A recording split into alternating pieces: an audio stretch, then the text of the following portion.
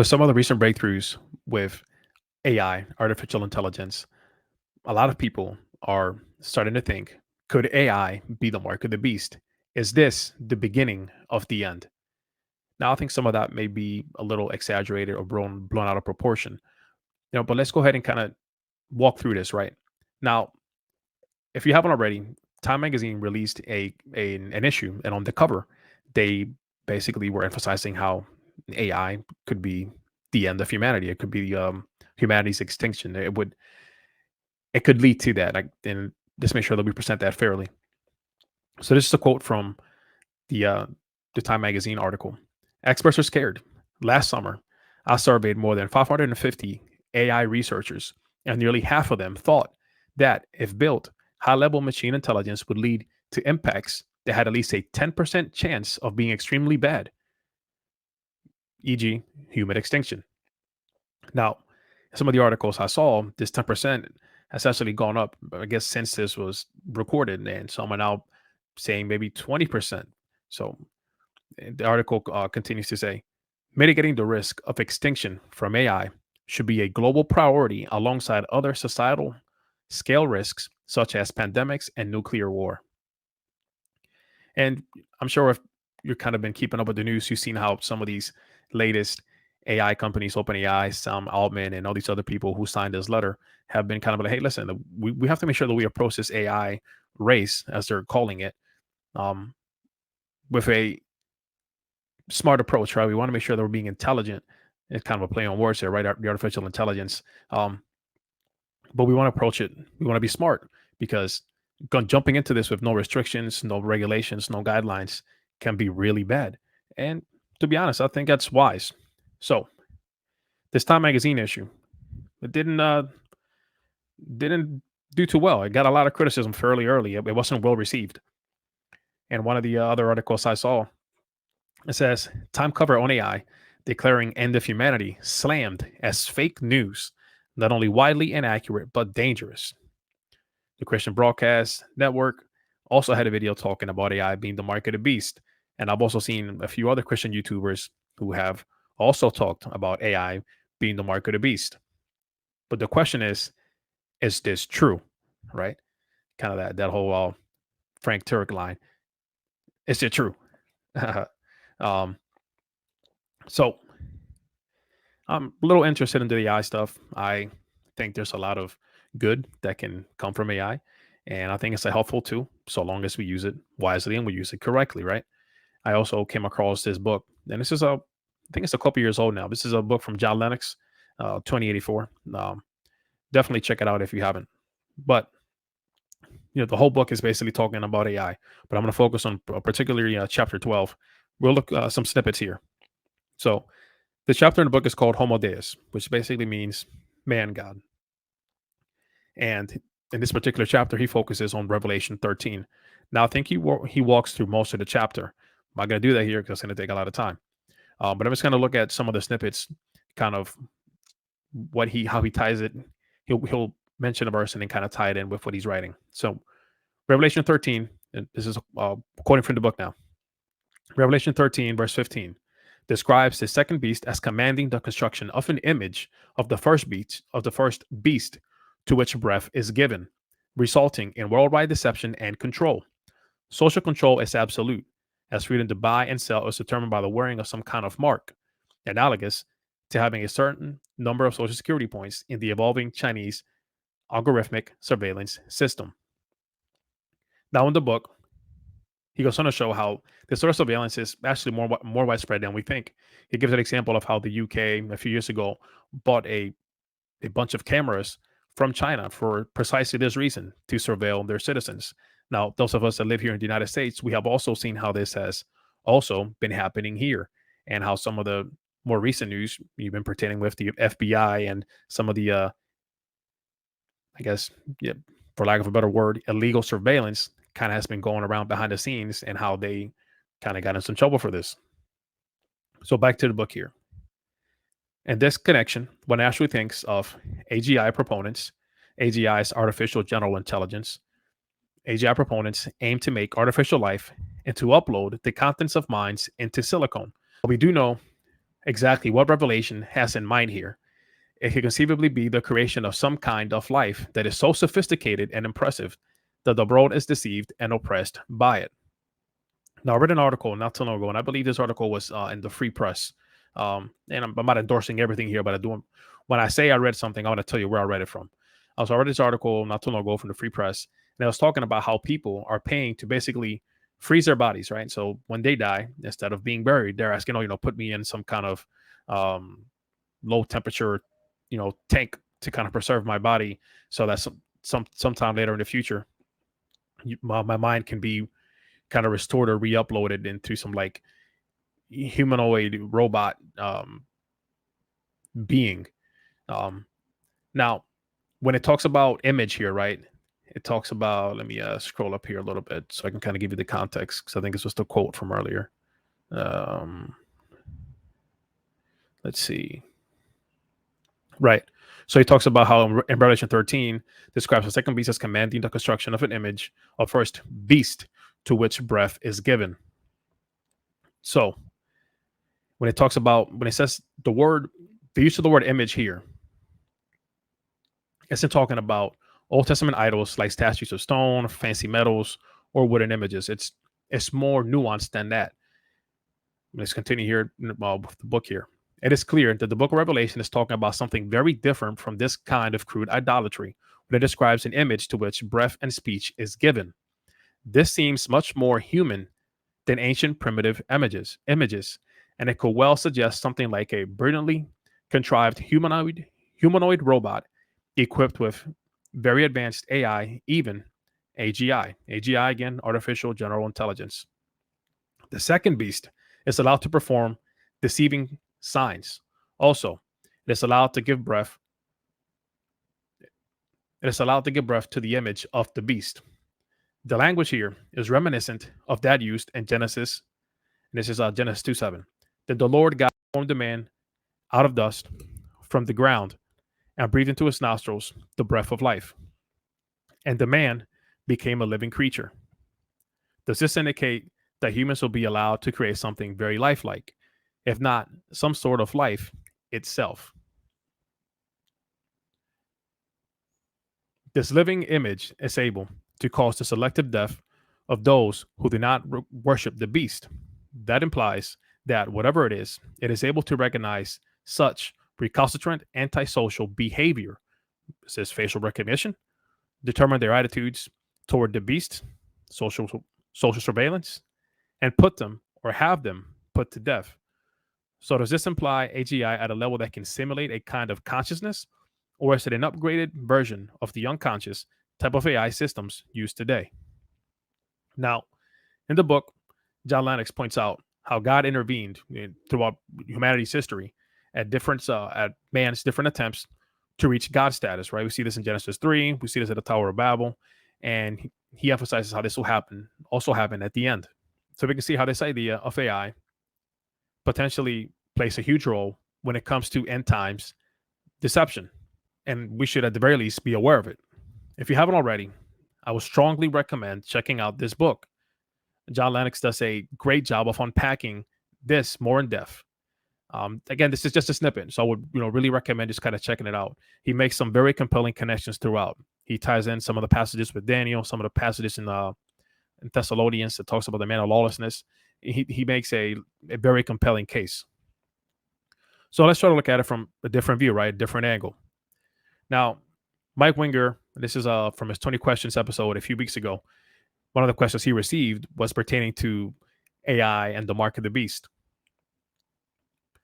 So he starts off by saying how AI is very widespread, and me personally, I think this is where it's important to highlight a few differences when we talk about AI. There is artificial narrow intelligence, which is most of what we see now, right? It's just kind of artificial narrow intelligence is this AI devices that are designed to do a specific task. Then there is artificial general intelligence, which I said a few times as I read through the book, which is what the tech world is currently trying to progress to, right? This is kind of where we see a lot of these, news coverage, the artificial general intelligence. And then there is what they're now calling artificial super intelligence, which is kind of self-explanatory. This is where this whole idea of apocalyptic end time scenarios, at least in my opinion, this is where I think it kind of stems from. Around the 10:41 minute mark, Mike Winger says, and this is it's a big snippet. I think he answers this question from the very beginning of the video up until like 20 some minutes. So I'm just going to highlight on some different points that kind of tie into this whole idea of the mark of the beast. So he starts off by saying they're going to worship it. It's not just in a political kingdom kind of sense, but it's a religious thing too.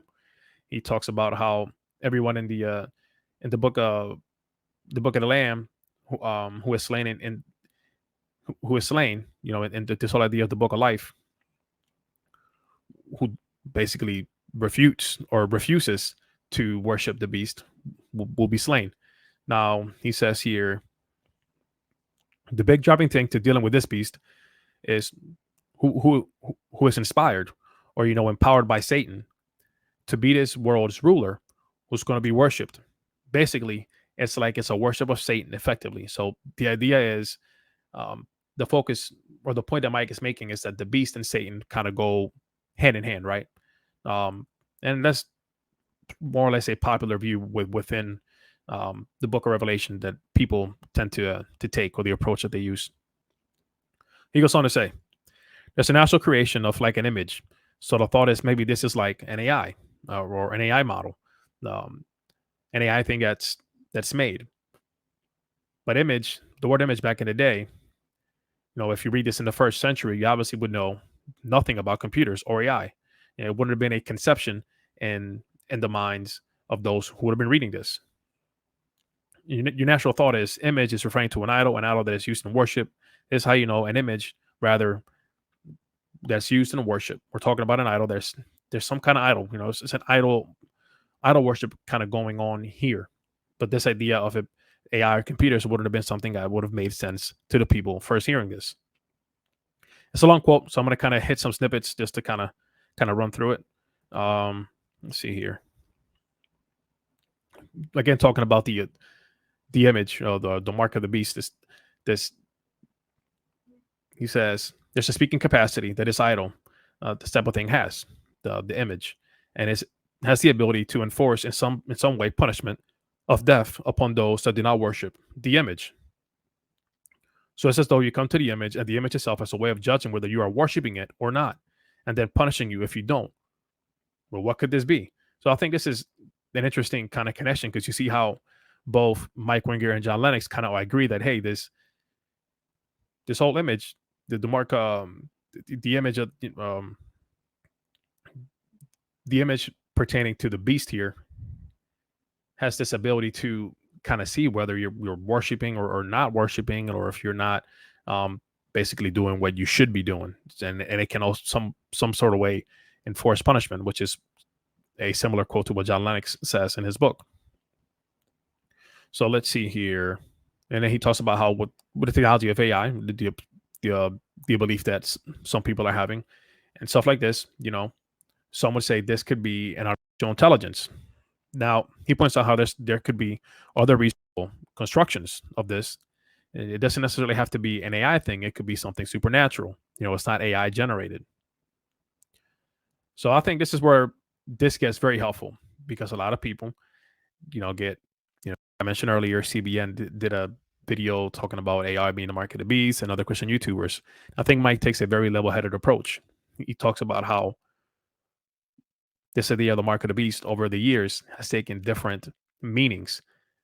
And he says different Christians have said, and especially recent history, pertaining to the mark of the beast, the image of the beast, and the fulfillment of Revelation. And, they're very confident when they say this.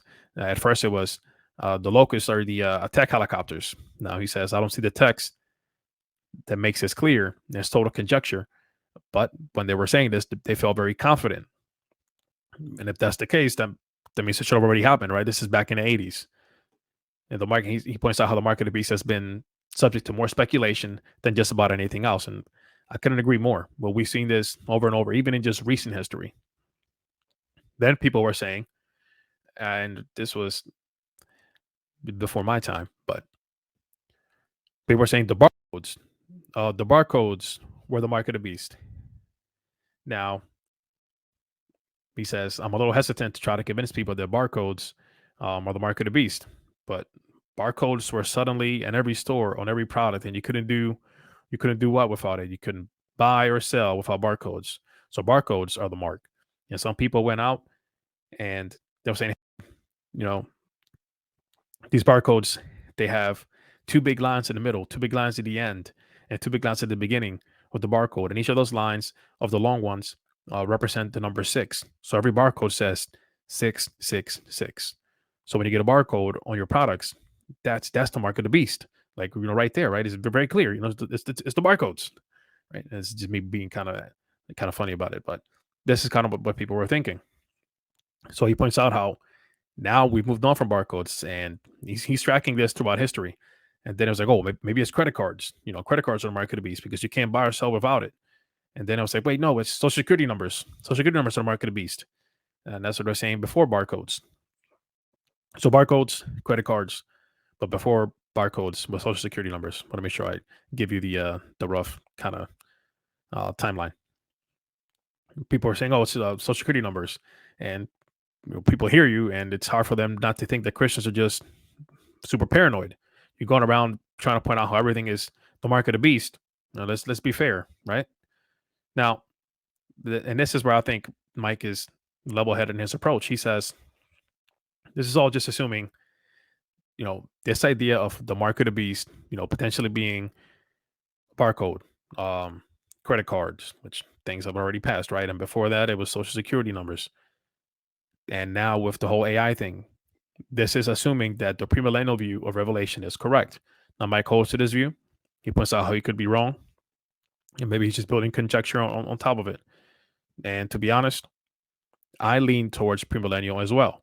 But like he says, this is assuming the premillennial view of Revelation is correct, and there is disagreement within the church body, within the Christian community when it comes to this. So what's my opinion? What's my take on all of this, right? Me personally,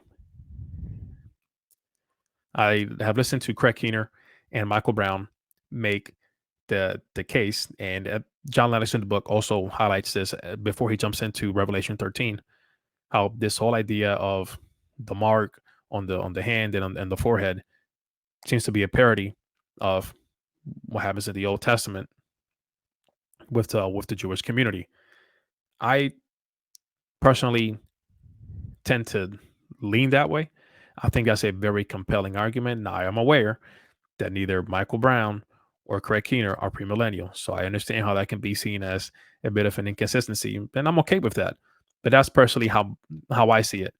Now, I do think with the whole AI kind of taking the world by storm, right? I think that we should be wise and we should be aware. And I want to point out that when it comes to AI, you know, artificial neural intelligence, artificial general intelligence, and one of the courses that I kind of took just to get a little more information about AI and all that, not really pertaining to any of this, but I thought it was a good point. And this course is a couple years old, so it may not necessarily tie into current times, but the guy mentions how a lot of the progress that we're seeing within AI is more pertaining to artificial neural intelligence. He said all the big leaps that we're taking is in that area. We don't see those big leaps happening in artificial intelligence. Why is that important? Well, because the way it's being presented to us is that artificial general intelligence is like, it's way up here. We're making big steps, big leaps. Let's make sure that we're taking a level-headed approach, even pertaining to that. I think AI is a helpful tool for us as Christians. I think we can use it, and I think it would be smart for us to use it. And let's be aware of the dangers, particularly when we look at it as tools. Let's make sure we're using it as a resource and not using it to do our work. And I think this is where some of the danger kind of happens. But thanks for tuning in. Go ahead and like that button. Go ahead and hit that like button, share and subscribe. I'll catch you next time.